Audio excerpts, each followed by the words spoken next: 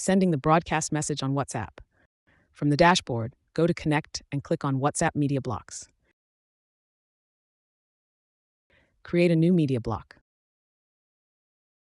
Select the media block type, standard or media, and add the body.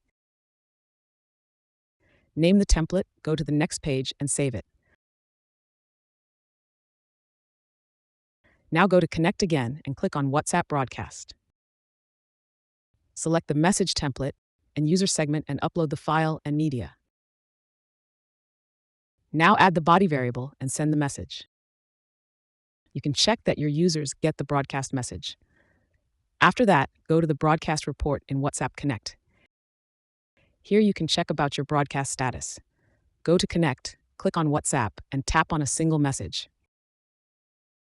Select the message template and add the phone number for a single user. Add header and body values and send the message. You can check on WhatsApp that you got the broadcast message. That's it. Thanks for watching.